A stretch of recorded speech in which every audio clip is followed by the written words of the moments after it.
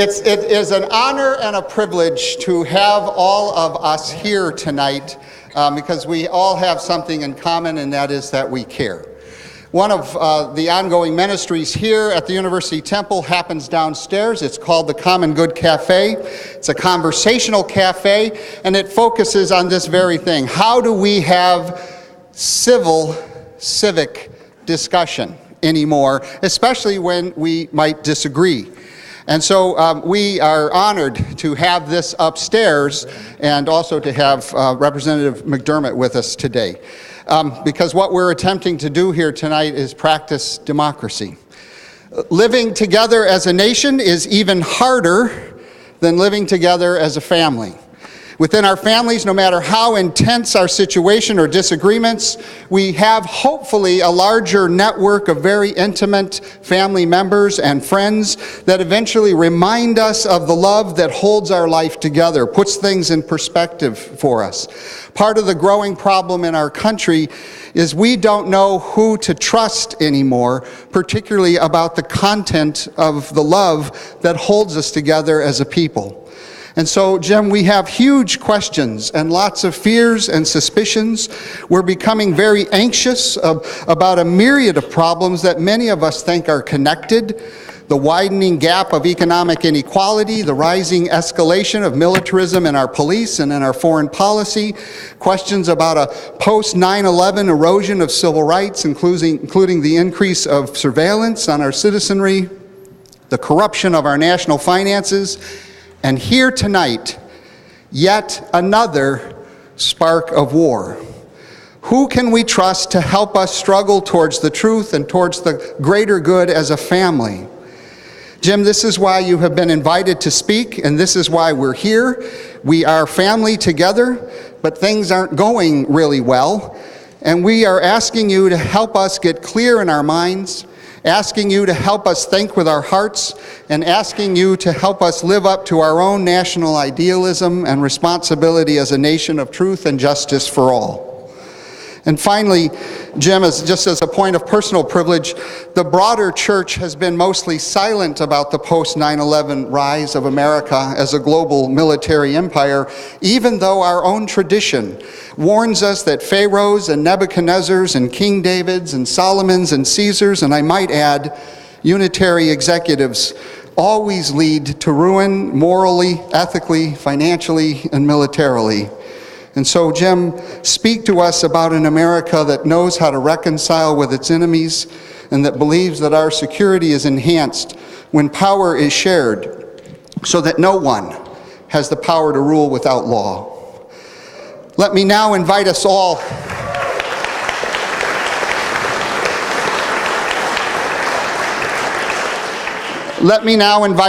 into a time of serious national family conversation. Let us hold our opinions with integrity. Let us be passionate and confident and considerate that others like us are struggling towards the truth. Let us remember that we are, in JFK's words, but mortal and limited, yet we are each of us of sacred value and belong to a grander narrative of cosmic purpose that we can only imagine.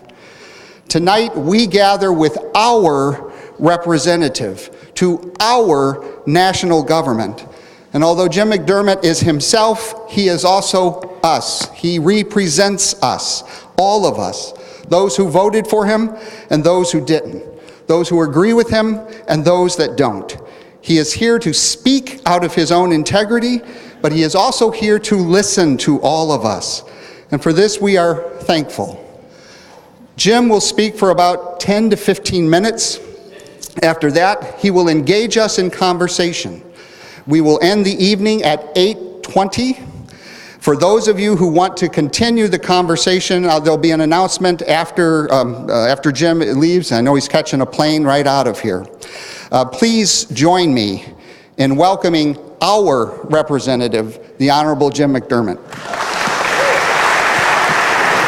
You can read that.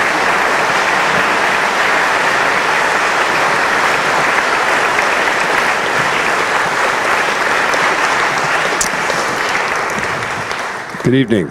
Good evening. Good evening. I got to learn how to figure out how this microphone works.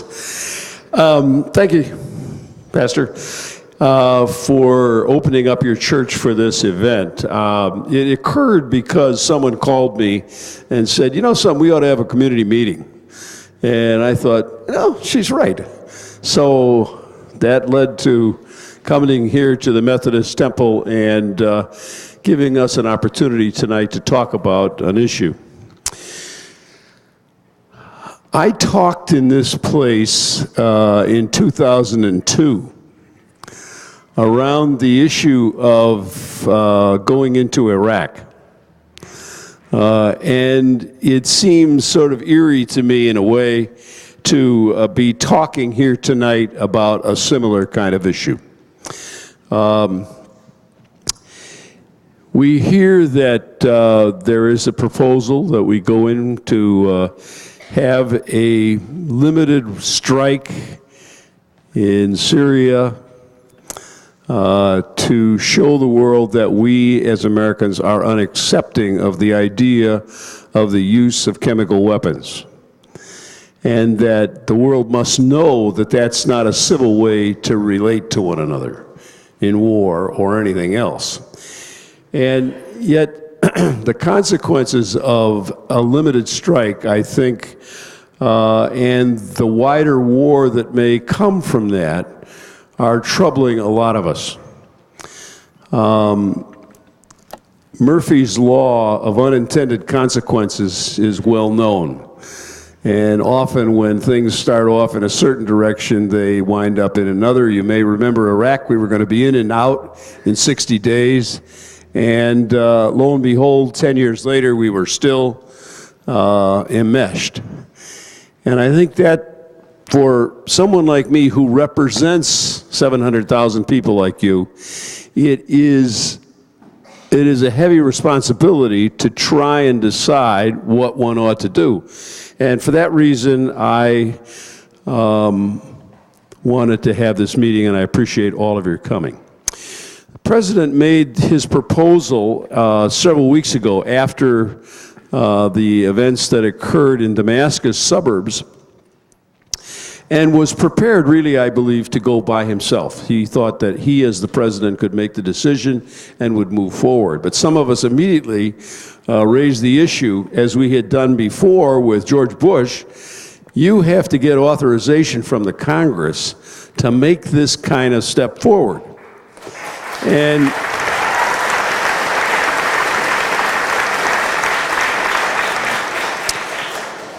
after a few days of thinking about that, the president did decide that he would wait until he had approached the Congress and let the Congress take a vote on this issue. Now, Winston Churchill said that democracy is the worst form of government until you consider the alternatives.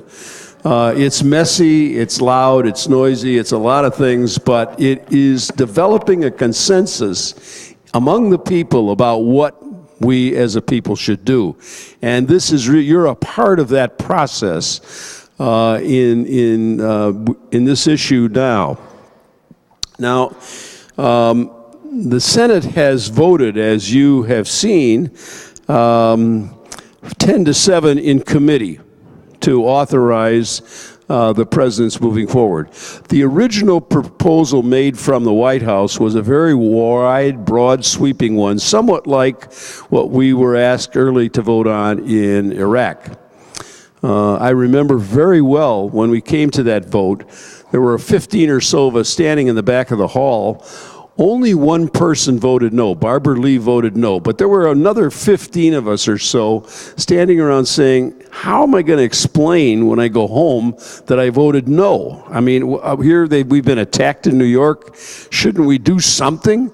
And even though this seems like a very broad authorization for the president, we were back and forth about it. And that is where we are again. We know that there's something that we do not accept, a heinous act in Damascus, but the question is, what should you do about that? Now, my belief is that what will happen when we go back, I'm leaving tomorrow morning at 8 o'clock, I'll be back in Washington, D.C. This week, the Senate will be dealing with this issue. they will be debating what has come out of committee on the floor of the Senate.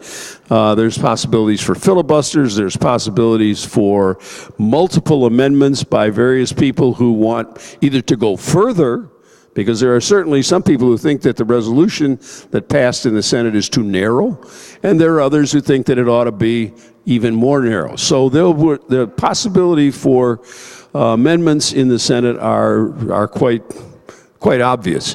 The week will quickly go by. There's Jewish high holidays beginning on sundown on Thursday, and so it'll be a short week. So it won't get done this week.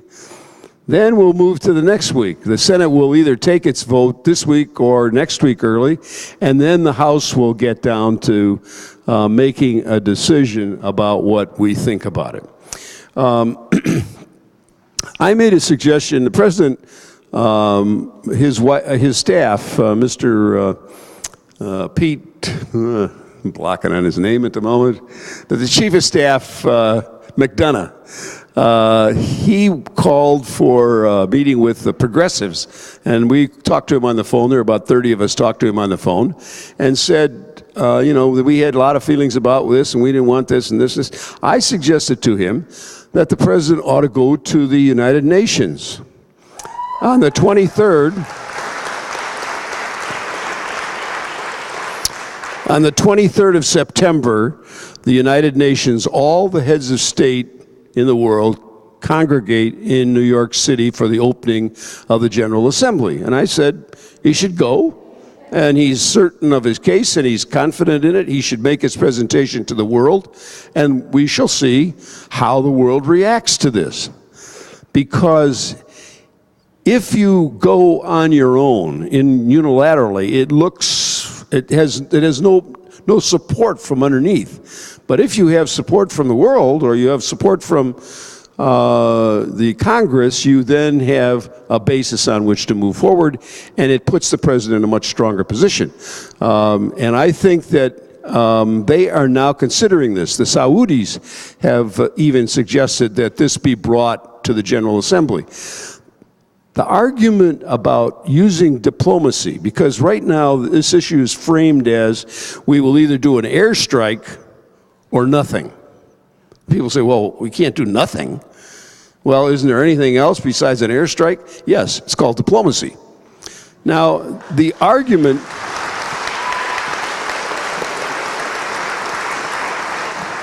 the administration makes in that, and I've talked to Samantha Powers, and I've talked to a lot of people in the administration about this thing. They say, well, the Russians have killed everything in the United Nations. We can't get anything done there because they just stop everything. No, no, no, veto, veto, veto. And the General Assembly does not have the power to authorize action. It only has the power to make a recommendation to the Security Council that such and such a thing be done. So moving from the morass of the Security Council and moving to the floor of the General Assembly is really to get around the obstructionism of the Soviets. And it's my view that this is an issue that should be argued on the highest level. I think that we as a world have got things that trouble us all, and they must be resolved. And we say we believe in a democracy. We say that. But the question is whether we really want the people to decide what ought to happen. And that's really what's at issue here is, are the people going to have a say in what happens, or is it just going to be a few people at the very top who make the decisions and we move forward? And I personally am uncomfortable with that. I believe in a democracy. I believe that even though I have to listen to a lot of people, and I have to listen to some I don't agree with, or some I don't think are very smart, or whatever I think, I have to listen to them. Because as a representative of them, I have to know who the people are and what they're thinking about it. And that's really the reason for having this meeting tonight. And I just say just one line, and I suppose I could say it later, but I could say it now. I'm leaning against voting for it. I'm very strongly leaning.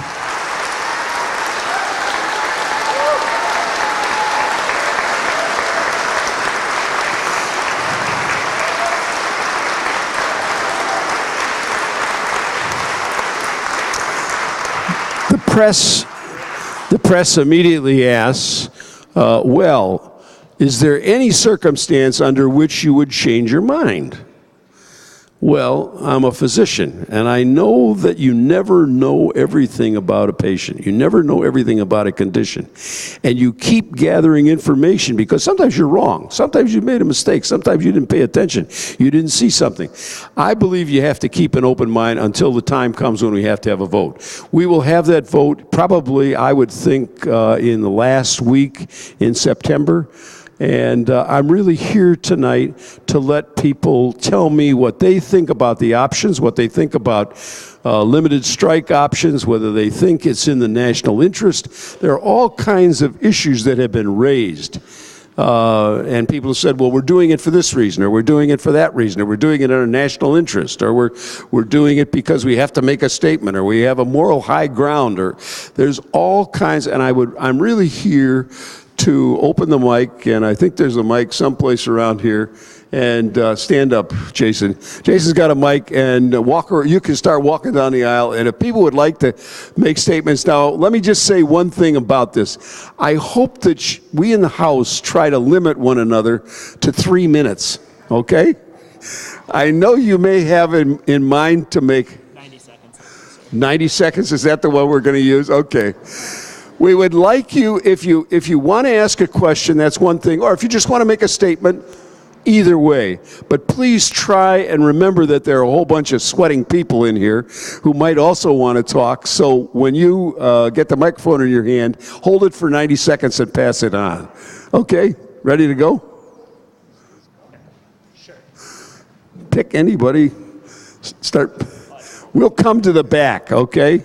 And if there's some of you in the balcony who would like to ask questions, you may come down and we'll try and deal with you in the aisle here.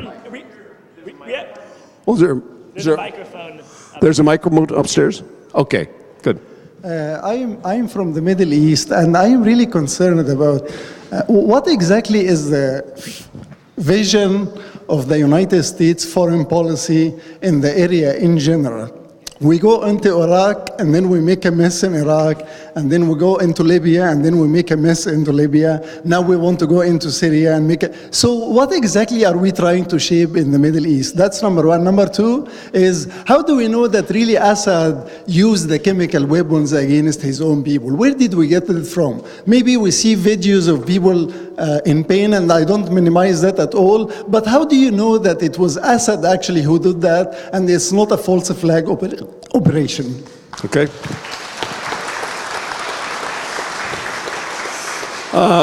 The question the gentleman asked is a very common one. How do we know what actually happened? And I must confess that I am receiving information in the same way you are, from the press, from various emails, from YouTube, from every imaginable source, and my staff and we're getting phone calls and we're getting emails and so forth. We don't know some of the answers to that, and one of the reasons why I wanted to slow this process down was what I saw happen in 2002 when we had inspectors in Iraq examining whether there were weapons of mass destruction there, and the administration was so eager to go to war, they wanted to go before the report ever came in. And there is now a group on the ground making studies about what has happened and the best information that can be had, and their report will come out in the next week or so. I think waiting is not a bad thing. One of the interesting things, and one of the things that made me the president, when he decided to move to have the Congress vote, quoted General Dempsey as saying, this is not a time-sensitive issue. It does not have to be done tomorrow or on Tuesday or on Thursday. It can take some time for us to actually figure out what we're doing and what we think we're going to have as a result. My question always has been in this is not what will it look like on the day we have an airstrike, because you'll see smoke and things flying around and whatever. The question is, what will you have in 5 days or 10 days? And where will we be at that point? And that's really why I want to go slowly. If we're going to do it, if it's going to happen, then we ought to all understand, because we send our troops out to do that. We take responsibility for what they do. And it's the highest decision that I have to make.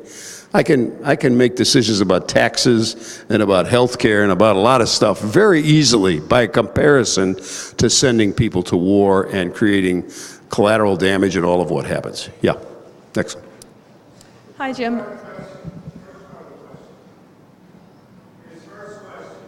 My first question is, what is the vision of the U.S. foreign policy in the Middle East? What is the vision of the U.S. foreign policy? Besides taking the oil from after the Middle East. I think I understand your question, and I guess the problem with that question is that there are a whole lot of actors in that play that we have not listened to or talked to, and nobody's laid it all out.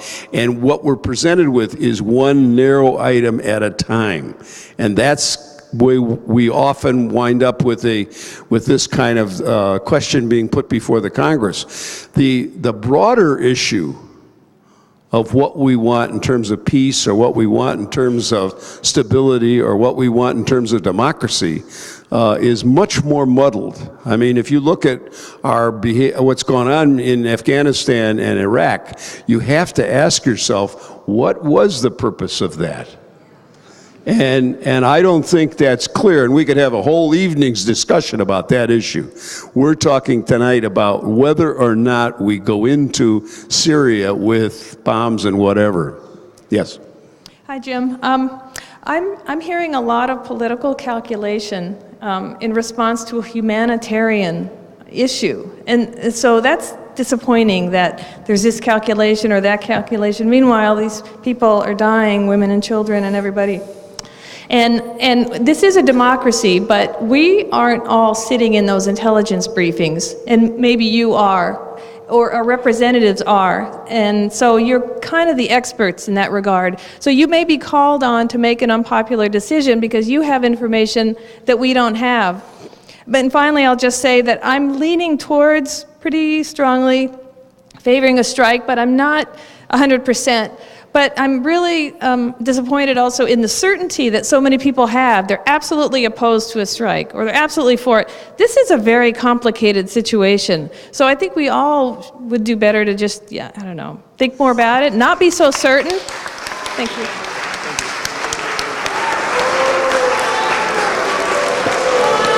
Wait. Everyone is entitled to express their opinion, and I don't want anybody to be shut down, because I think it's very important that we listen to one another and understand there are serious, concerned people who disagree with us. I have to do that all the time, as I said earlier, and I think all of us should do it.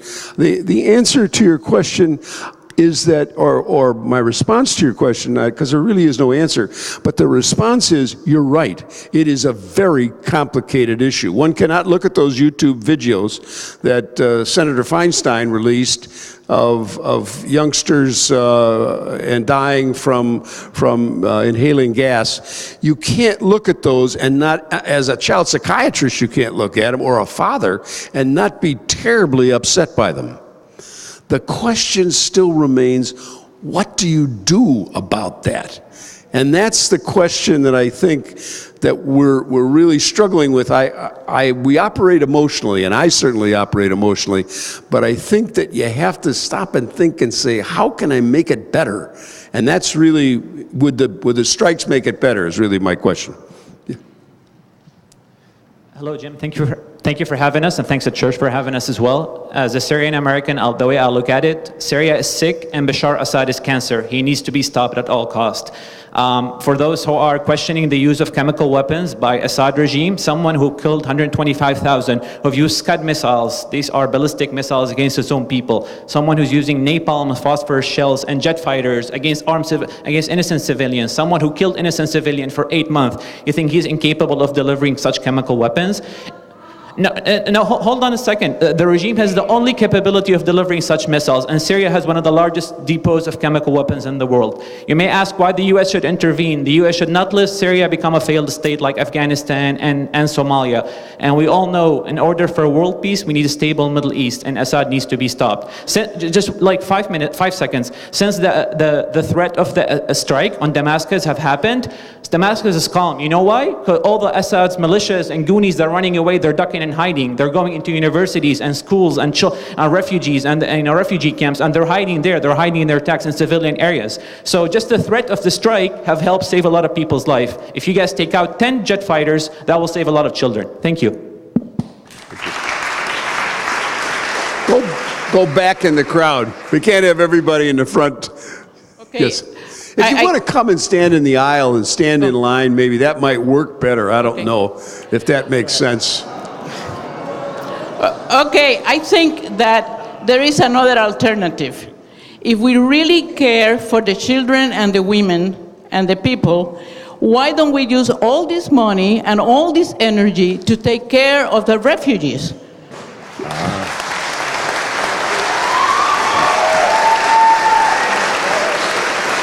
Jason, why don't you bring them forward? It's easier for me to hear exactly what people are saying. In answer to, or in response to the ladies, I absolutely agree. I think this country can do humanitarian things that would make very good sense in terms of helping Jordan, which is dealing with 1 million refugees, and the Turks are dealing with refugees. And I think that there are things that we ought to be doing rather than spending our money on weapons. Yes. Actually, no. Is there one in the balcony? Okay. Yep.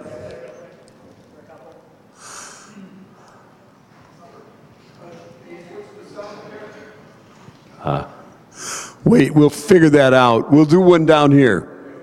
is this mic on? It is. Can't hear you. Okay.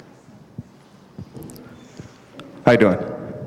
My name is Jamil. I graduated from the UW here, work at the bookstore. Just a local guy, live down the street. I'm kind of concerned that your sources are the same as mine, YouTube. However, I have a great channel I want to give you.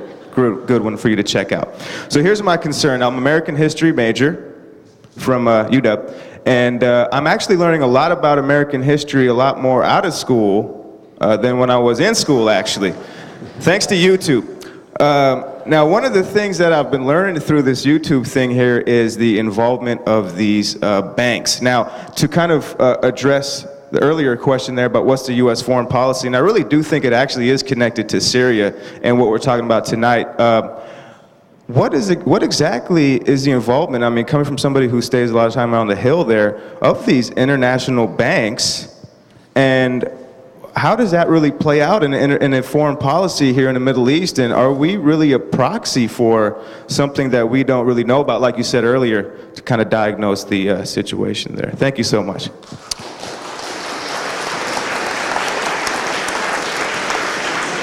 One of the things that you raise is the speech made by Dwight David Eisenhower as he left office, in which he talked about the military-industrial complex and the problems that will perhaps create for us. We have been almost continuously at war since Korea, if you look back at our history, and the military-industrial complex is very tough to deal with. And when an issue like this comes along, in fact, I think it would be safe to say they didn't want to go into Iraq because they couldn't figure out how they could win that one. But they did. They are now poised again to be drawn into this, and the people who make money from this are the military-industrial complex, the merchants of death, the people who make bombs and weapons of all sorts. And there is that problem in all of what we have as a foreign policy. It is sort of sub rosa. Nobody talks about that. But in fact, it's part of what some of us look at this situation and say, we're just stepping into it again, and we don't know what the next one will be. I put this map up here just because I wanted to remind people how big Iraq is and who their neighbors are. And there's Iran next to them, and Jordan south, their little old country, and Israel's in there, and Lebanon's in there, and the Turks are up there. And you are stepping into a situation where you do not know what next Friday will look like. That's what troubles me most, is that map. That's why I put that map up. I put that map up 10 years ago on Syria. My staff found it in a file. And I said, let's bring it along again and put it up again, because it says what is at least a part of what we are struggling with. So, next question. Well, I don't have a question, just a comment. There are 100 You got to talk right. You got to talk right into the microphone. Okay, I'll try. There are 189 countries that signed a prohibition of development, producing, stockpiling, and the use of chemical weapons and their destruction. We, and I agree with you about going to the United Nations, should lobby them to get up and do something about the chemical weapons strikes. We, the United States, can no longer be the policemen of the world.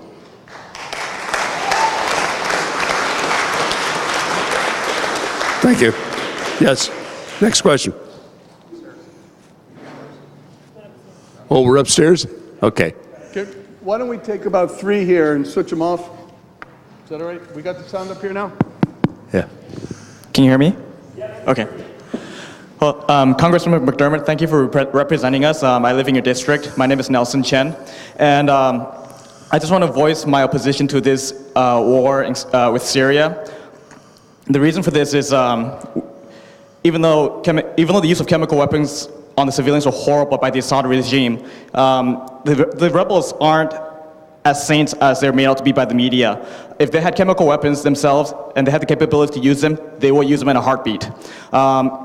And this war has morphed into a proxy war between Al-Qaeda, which is the rebels, and Hezbollah, which is the Assad regime. And so getting us involved is going to make things way more complicated than what it's already been. And it's going to be, 60 days is not going to be enough time, and it's going to be an open-ended war. And the way things are going with the administration, it seems like we're watching the movie Groundhog Day. I mean, the Obama administration has become like the Bush administration preceding it.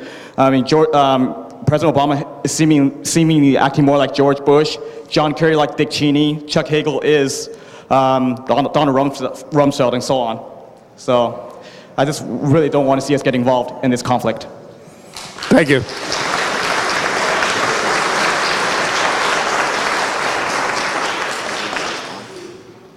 Up there. Okay, I didn't know if you were going to respond. As somebody who spent their early 20s looking for weapons of mass destruction in Iraq, I'm extremely cautious about the possibility of us getting involved in another war. You might want to hold your applause. The issue, though, is that we're not debating whether or not chemical weapons actually exist. They do exist. And if we look at Iraq and we wonder why we didn't need to go into Iraq in 2003, it's because Iraq no longer had its chemical weapons infrastructure. The reason it didn't have that infrastructure is because in the mid-90s, Bill Clinton used airstrikes to take out the Iraqi chemical weapons infrastructure. Could you explain why this would be different than the usage of airstrikes in the mid-90s by Clinton to take out the chemical weapons in Iraq? I will have to admit that I'll have to go and look and see if historically you're correct that Bill Clinton did that. I know that we gave weapons or gave the precursors for weapons to Saddam Hussein to use against the Iranians.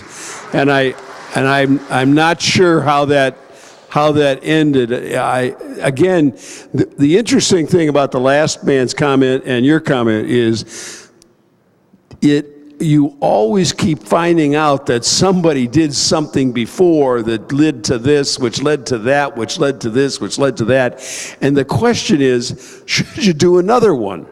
Or should you stop and say, no, we're not gonna get into that. One of the things I find most difficult here is that everybody talks about what a terrible man Assad is. Yes, okay, let's take him to the International Criminal Court and try him there. We haven't signed it. The United States did not sign Bill Clinton signed us into the International Criminal Court, and George Bush took us out. And so my view is that we have to look, sometimes you have to look at yourself and say, well, now, what are we actually doing here? You remember Pogo said, we have found the enemy and they is us. Sometimes looking at ourselves and what we're doing makes us a better image for the rest of the world, because we're actually walking the talk that we want others to follow. That's a very difficult problem. Oh, are we up in the balcony still? Oh, okay. No, we're gonna come down here. I got an awful lot of people in the line here, so I'm gonna kind of alternate. That's fine. All right, so I'm going to honestly dispute the analogy. I recall a time when Bill Clinton authorized us to go into Somalia and to take out a warlord, and the operation failed. And it killed George Bush, and it killed a lot of people. And that sucked, and we became isolationist, and we became very scared of going into another country, and we became very scared of trying to effect change. And the crisis after that was Rwanda. And I think actually Rwanda is a much closer analogy to what we're facing now. We're facing a regime that wants to kill its own people, that has been very, very successful at killing its own people. And our choices are not so much diplomacy or action or nothing. Our choices are really action or nothing. Assad has no reason to negotiate. He's winning. We've shown that we're not going to do anything. We've shown that we're not willing to use military force. When we have tried to use international sanction, international condemnation, it has failed. We've seen it fail in Iran, we've seen it fail in North Korea.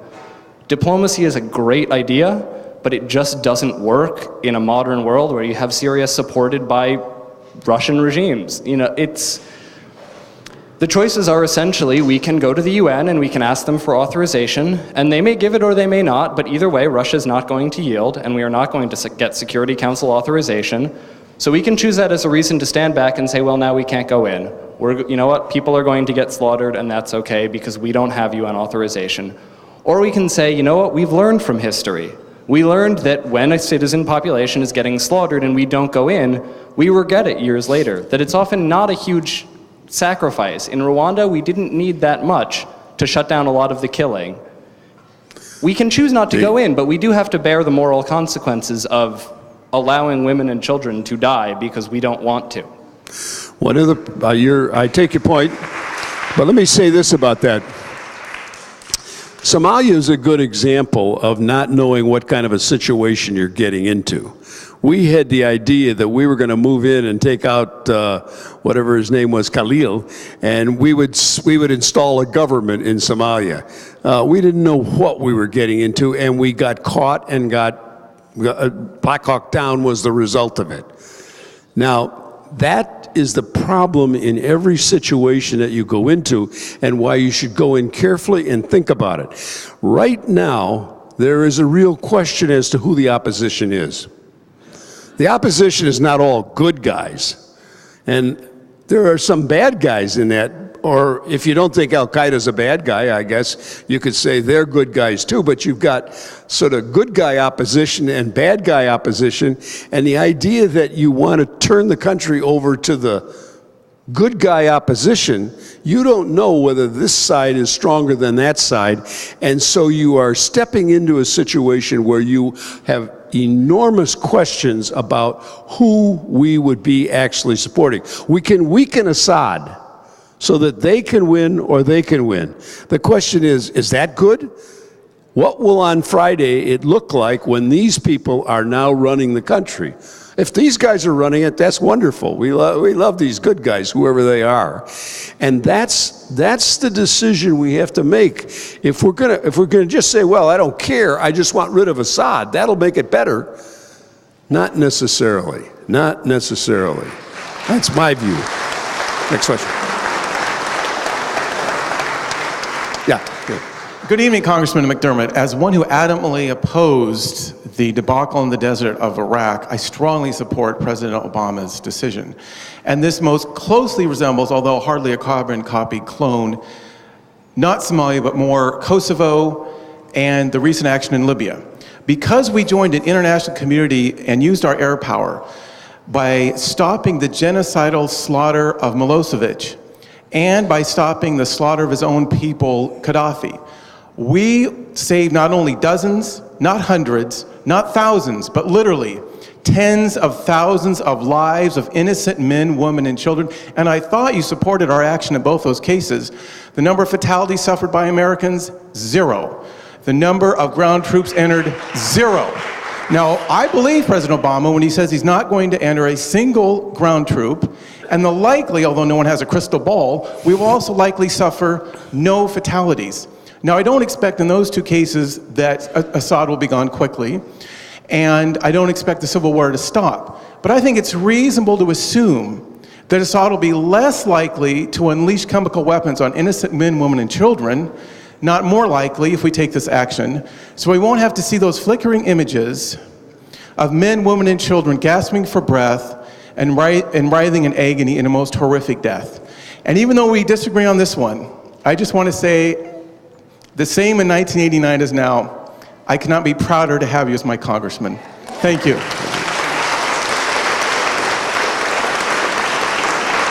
Yes, I hear your point, and I understand. I mean, the problem here in analogies is always, is this like that, or is it sort of like that, or partially like that? And somebody called me and said, well, hey, wait a minute. This is not like going into Iraq.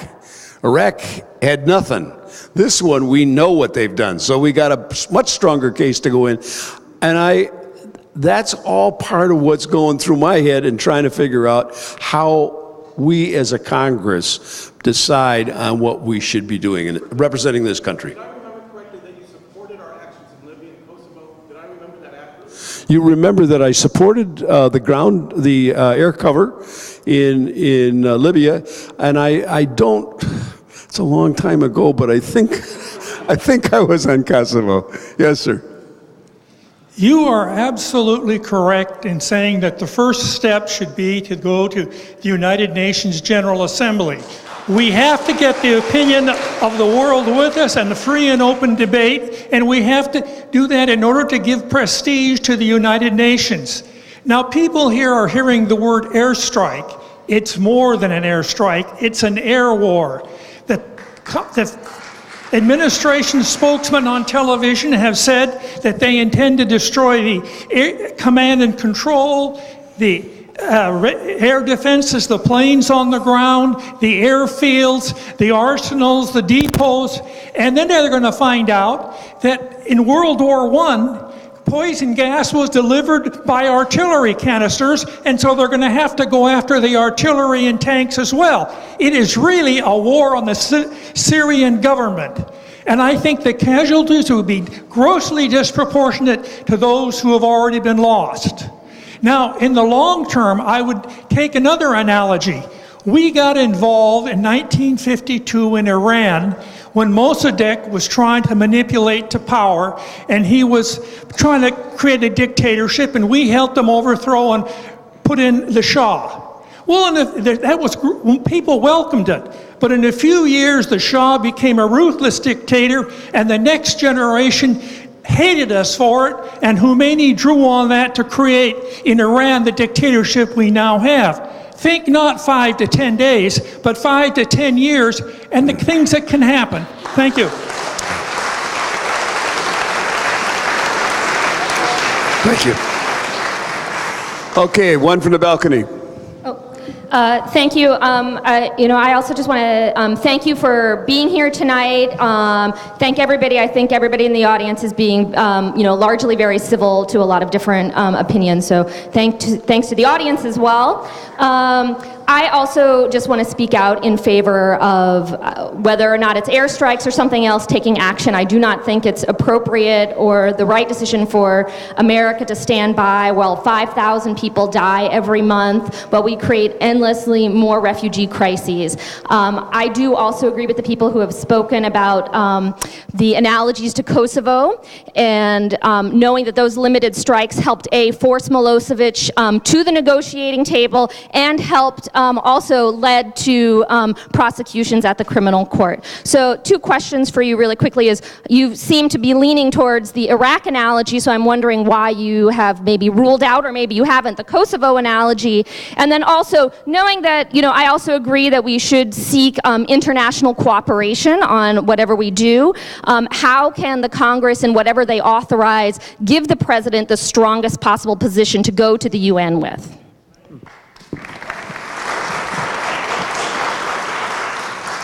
I'm having a little bit of trouble hearing exactly what your question, but as I understood it, you're saying why not go in as we did in Kosovo, and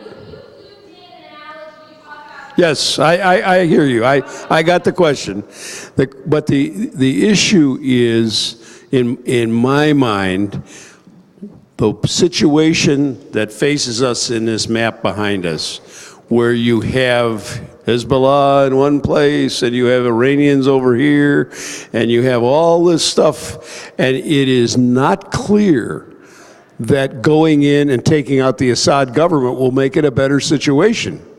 It's simply not clear. It is not black and white. So at that point, you have to make a decision about how much more mayhem you want to begin creating in the area. I could give another analogy, which I know very well. When I was in the State Department, I lived in Congo, and 7,000 people a month die and have died for the last 10 years. 7 million people have died in Central Africa, and we haven't done a thing. So when you come to the question, the first question was asked, what is our foreign policy? It becomes very murky. We did not go into Rwanda, as was suggested, because we were kind of burned in Somalia, and we have continued to let that situation fester in ways that are awful. But so then we come to this one, and we say, this one we're going to step on. This one we're going to respond to. Well, I would like to have a discussion about, on what basis is this one, what's the goal, what are we going to have at the end of the line, what will we say we've accomplished? And that's where I come out, is what are we doing? I put a little provision in the bill on regulation for banks, on conflict minerals, trying to stop conflict minerals from Central Africa winding up in your cell phone and my cell phone, and as a way of cutting off the money. And these issues are extraordinarily complicated when you start into them, and I wish there was a simple answer for this one. There isn't. Yes. Representative McDermott, I'm here because you already know, and you need it emphasized to you, that of the 0.7 million you represent, I am far from the only one to figure that the only goal rationally pursued by, let us not mince words, making war on Syria is showing that we are a capable aggressor state. Please respond. Well, you raise a very complicated question. What is our national image? What do we see? We say we're a democracy, but then we like to flex our muscles and show the world that we control, or we can control, or we can stop, or we can start. So we have a somewhat conflicted view of who we are, and we often, and I think, err on the side. We got into, I'm here because of Vietnam. I was in that war, not over there. I was here dealing with casualties coming back. We got into that war because the French got blasted at Dien Bien Phu, and America said, well, you know, the French, they can't handle anything. We'll fix it. And so we got in, and lo and behold, there we were, and we now have a wall in Washington with 56,000 people's names on it. As a testament to our belief that our power can always solve everything. And I don't believe that. That's why I believe in the diplomacy.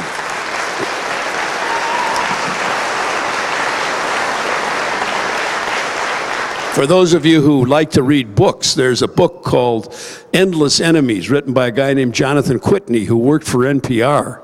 And he talks about how America picks its leaders around the world and then backs them forever until they're not worthless, and then we throw them out and put another one in. I was given that book by people when I was going off with the State Department. They said you should read it because the first 7 chapters are about Mobutu and what he did in the Congo, and how we backed him, gave him billions of dollars, just so we could use the Congo for whatever purposes we wanted to use it. And there is a very serious question, the deepest question here is our foreign policy. But unfortunately, right now, it is a question of shall we bomb there? And that's why it is a very tough thing to sort out which factors one should take cognizance of when you're making that decision. What's the title of that book? It's called Endless Enemies. Yeah. Congressman, as my congressman, I would ask that you do more than just lean against military intervention into Syria. I would ask that you use Congress's power of the purse to open up that black ops budget, find out what kind of money we've been sending into by way of our CIA, by way of Saudi Arabia, and all of our others, to orchestrate this problem, and at whose say. I have a hunch, like some of the previous speakers, it's about money, people with big money. It's about us, again, being a useful idiot for every scoundrel in the world.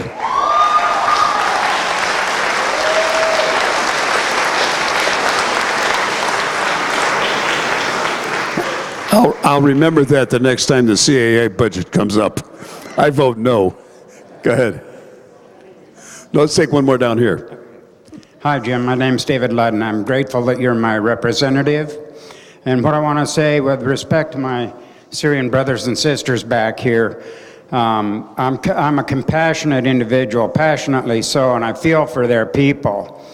What I don't think is while we're taking away food stamps from poor children, while we're enriching the richest 1% of this country, which is ultimately the goal of the military-industrial complex that you mentioned, I don't think these things allow us to go in there, first of all. Second of all, I remember a guy a couple of thousand years ago that said, let he who be without sin throw the first stone. So let's make sure that we're clean before we go cleaning up somebody else. I think we can do a hell of a lot more for Syrian people who have escaped Syria than we can for those in Syria. And I think we can do it without endangering the United States interests. Thank you. Thank you. Okay, in the balcony. Okay. My name is David Trujillo. I am a constituent of yours here in Seattle. I don't know how I would describe myself politically, but I kind of a radical in many ways. But I definitely support the president in a lot of ways. I was in Florida for my college, and I supported him, as a fellow in 2012 very strongly. And it was the most crucial part of Florida, so I think I definitely have an impact on re-electing him. Nevertheless, I'm completely opposed to his plan to bomb Syria, and let me explain to you why. I'm a political science major, and I've been studying political science for a while and looking at what really determines the outcomes in the political process as far as what actually happens in the political system.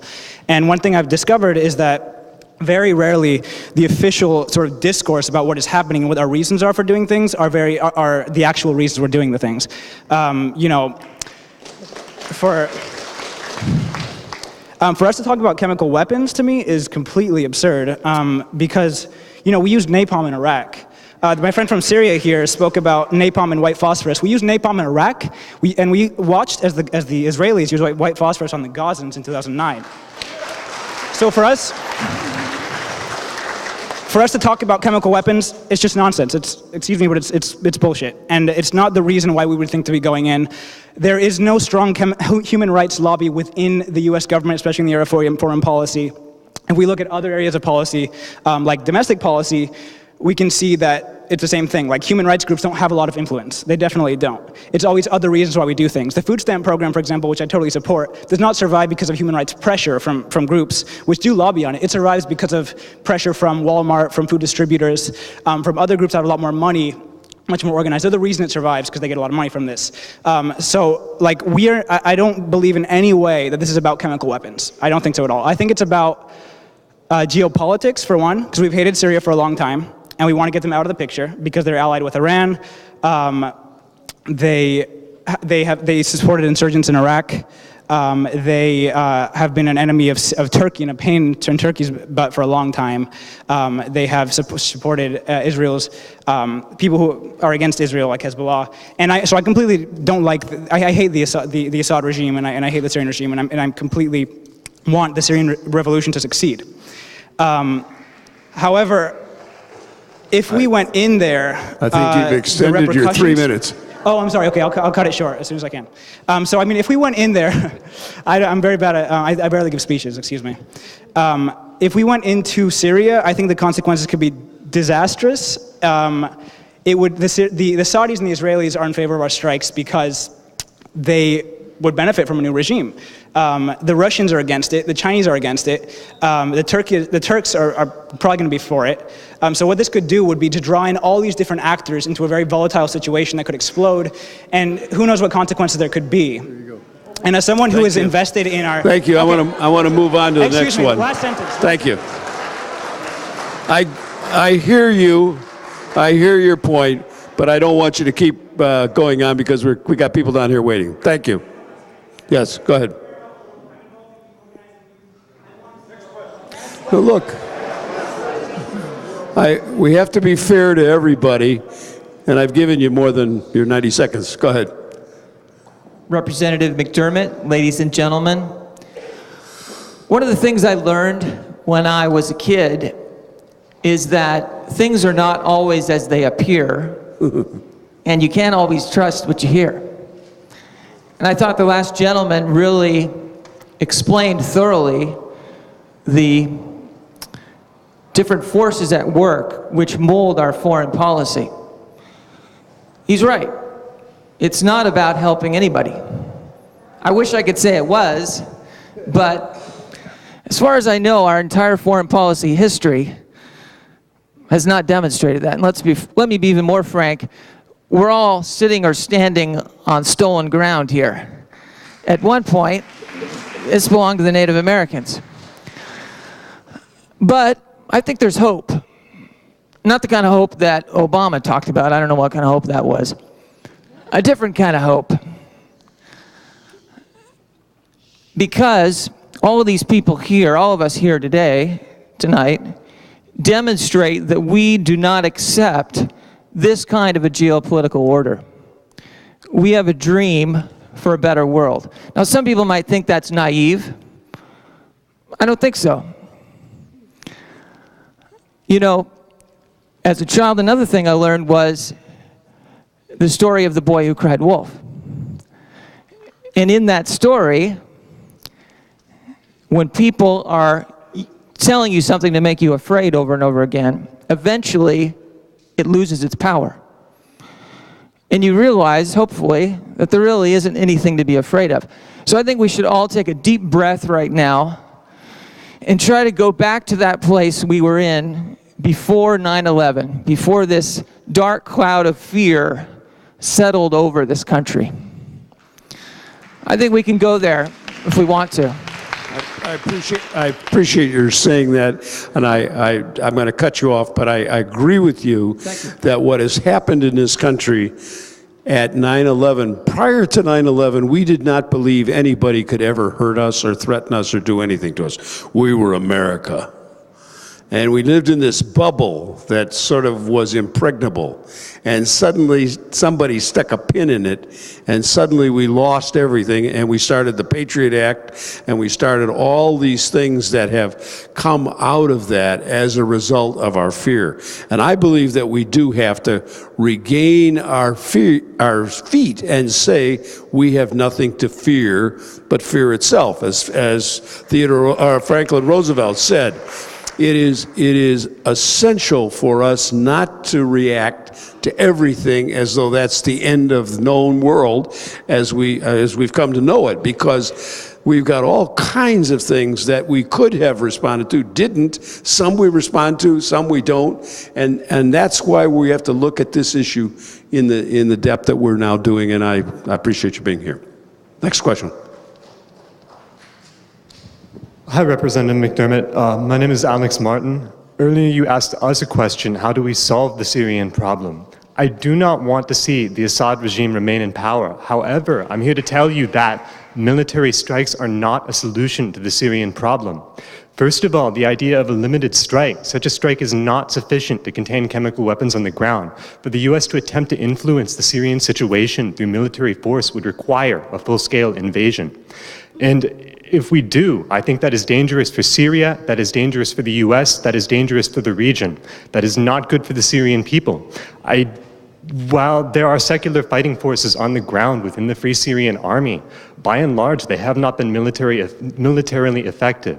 There are not fighting forces that the US can effectively aid, which will solve the problem in Syria.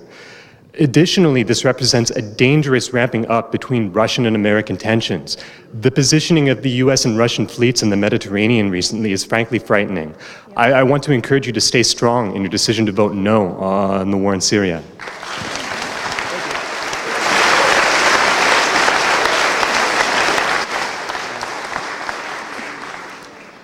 Hello. Hi, my name is Anastasia. And I just have to say that this whole Syria war is just a complete trap. The whole thing is a complete trap. Because just like other folks have been saying, this is going to spark a thermonuclear world war. Right? And before we start going around and bombing the hell out of everybody else, you know, we should really look at what our own president has been doing. We've been killing people all around the world with drones. We've gone into illegal wars already. Right? And so instead of, you know, sitting here arguing about something like this, we should be thinking about where's our nation going to be going? One, we need to get industry and manufacturing back into the United States, right? We need to start massive reindustrialization. And two, Obama needs to be impeached. Will you impeach Obama?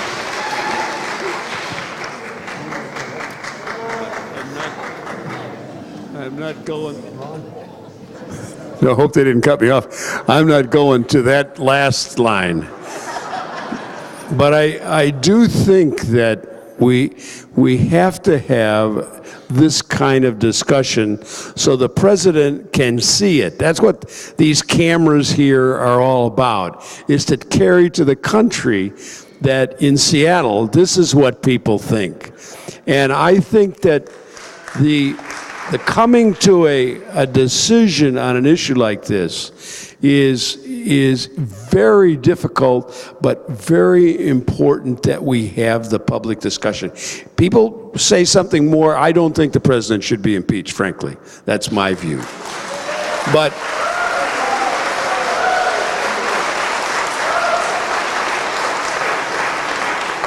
I do think the president has lots of enemies, and my view is that it's very important, and I said this to his staff when we were talking. I said, look, the president of the United States should not want to go out there all by himself and attack Syria. What he wants, what he should want, is to have the support of the members of the Congress.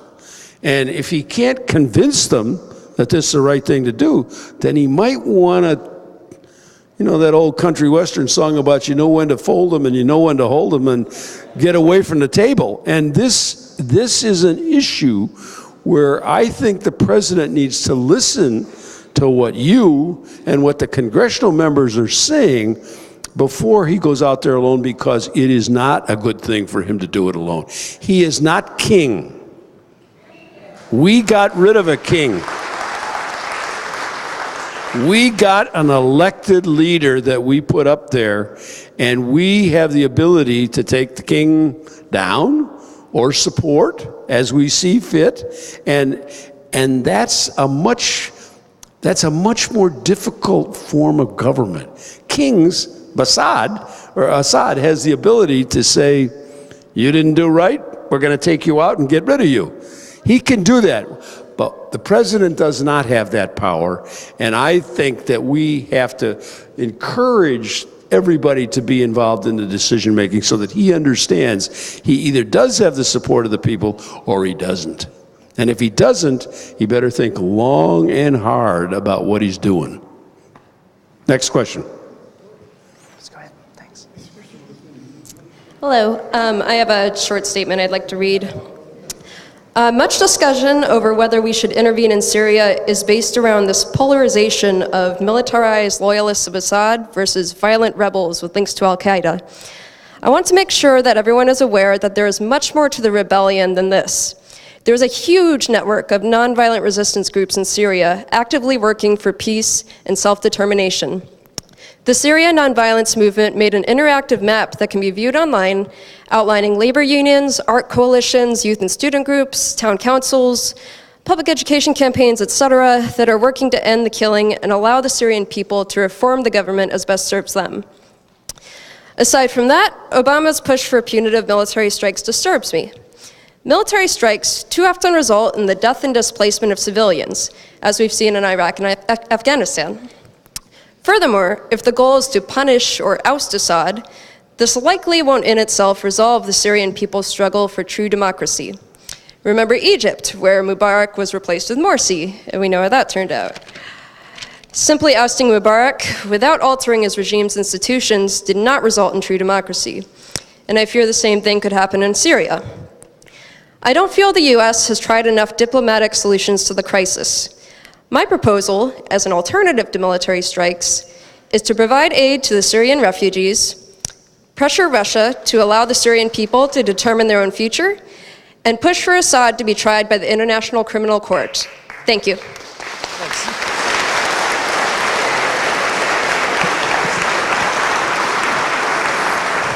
She'll make a good member of Congress. She wrote her speech down to keep it short. Go ahead.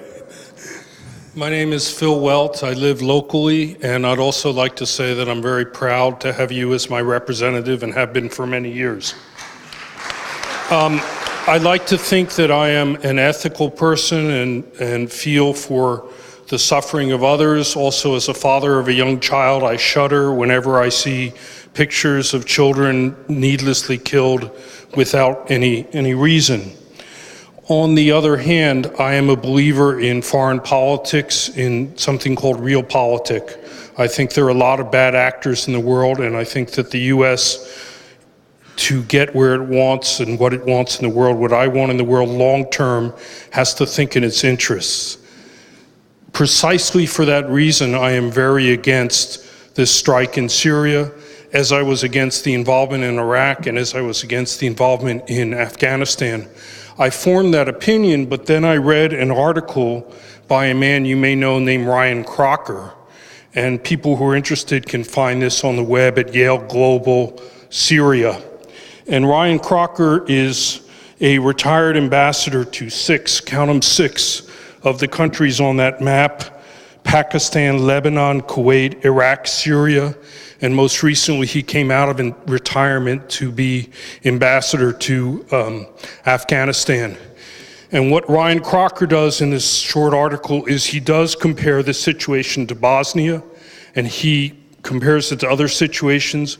He further points out that this conflict between the Assad government and the people who are there has been going on since the 80s. This is precisely the conflict that caused 140 Marines to lose their lives in a bombing in 1982 or 83.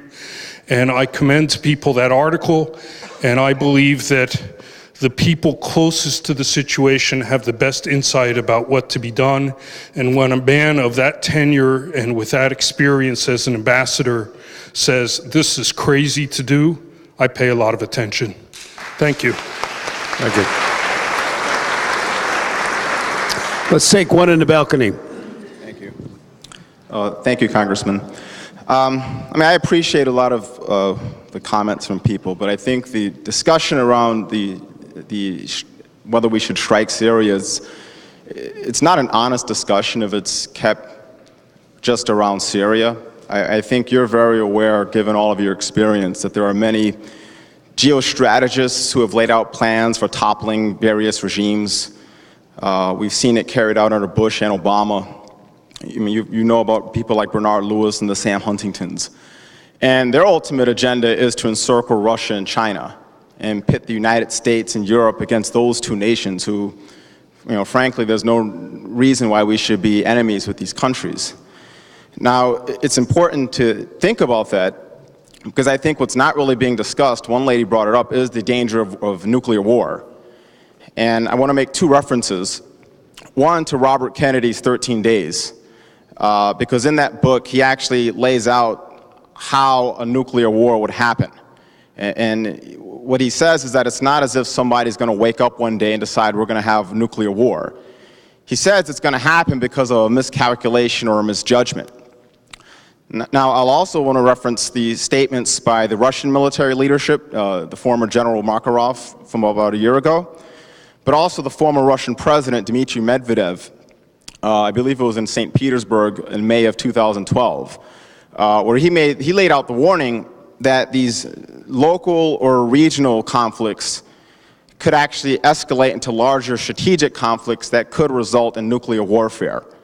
And I think that's the thing that's not being discussed, and I think you have a responsibility as a leader, not just for people in Seattle, but for the nation and the world, to make this discussion the forefront of what's happening in the Congress. And when you go back to DC tomorrow, instead of actually talking about whether we're going to strike Syria or not, you need to talk about impeaching Obama because he's already a war criminal.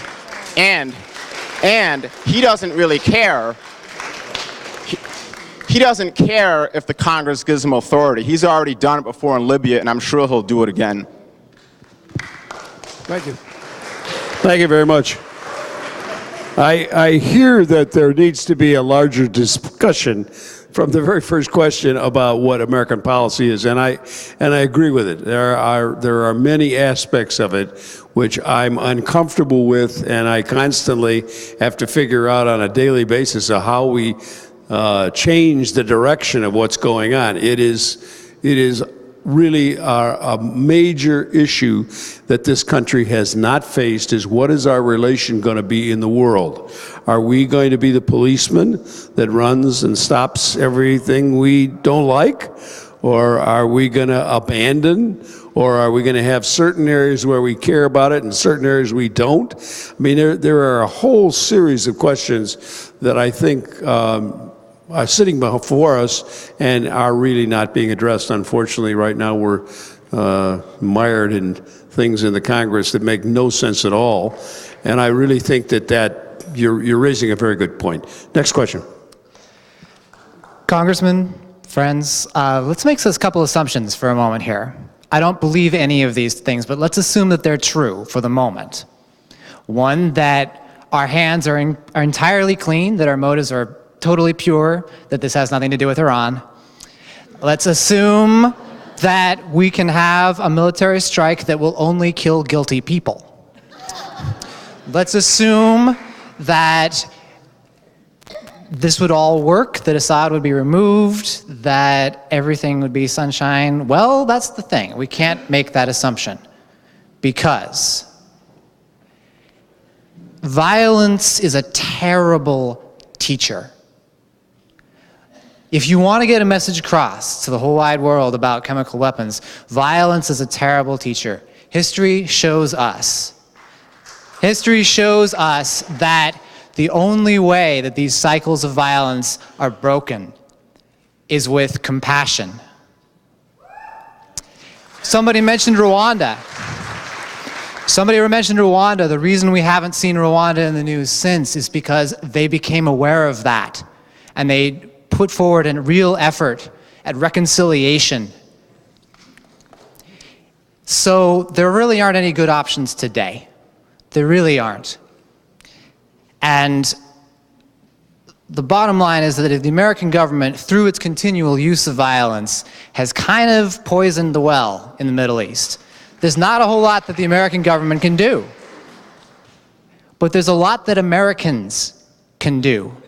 I think the government's job is to stand back and let people work for peace.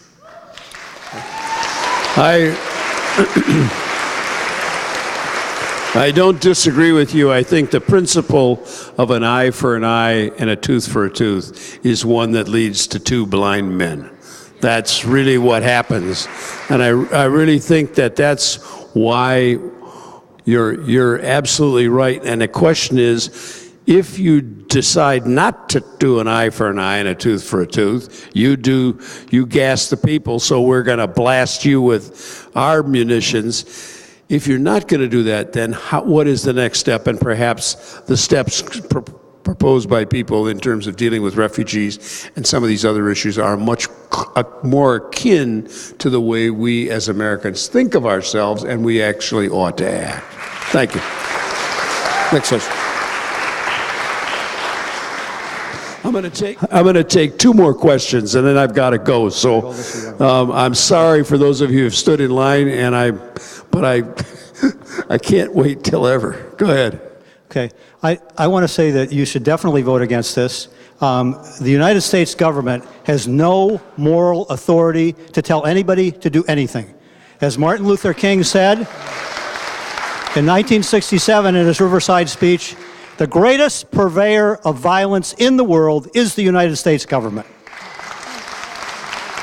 This government is going around the world to dominate the world for the economic interests of its large corporations. That's what the foreign policy of the United States government is. I would invite you, and I would invite everybody here, to become an opponent of the U.S. empire. Not to say, what should the empire do? Should it do diplomacy? Should it do war? Should it do this? Should it do that? We should be opposed to this empire and try to get rid of it. Thank you. Thank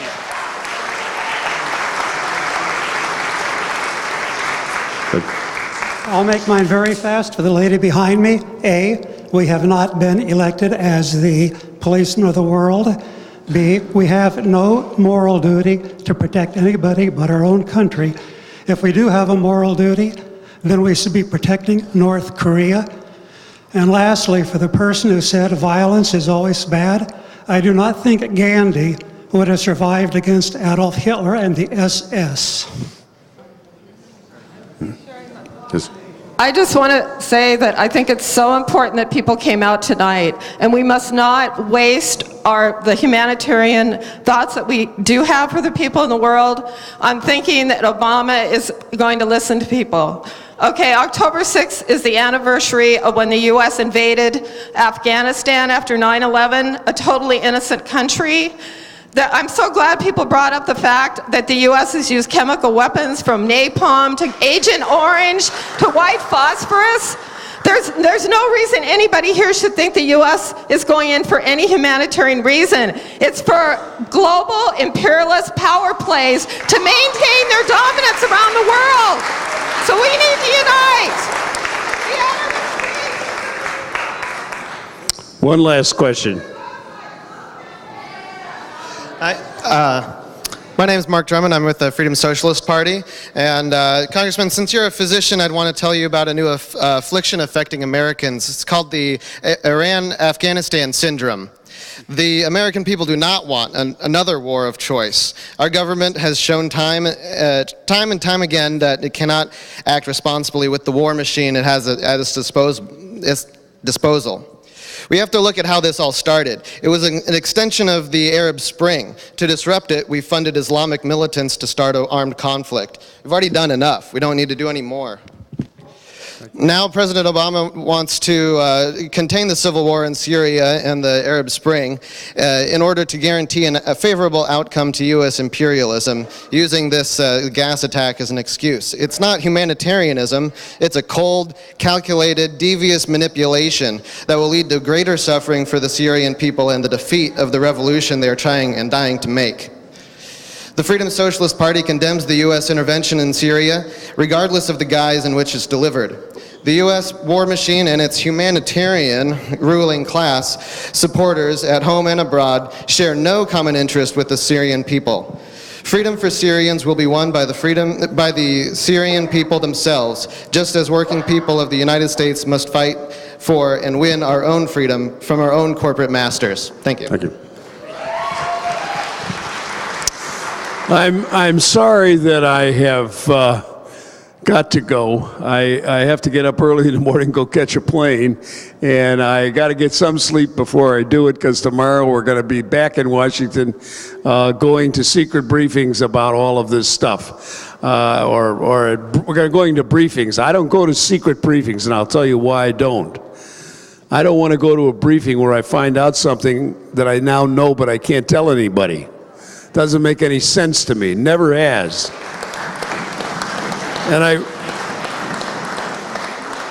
And I appreciate all of you, your being here and sharing your ideas with me. I hope that you will continue to do that through the email and through the telephone and whatever means you can. It is an issue that is not done, and we may have another one of these down the road. Thank you very much for coming tonight.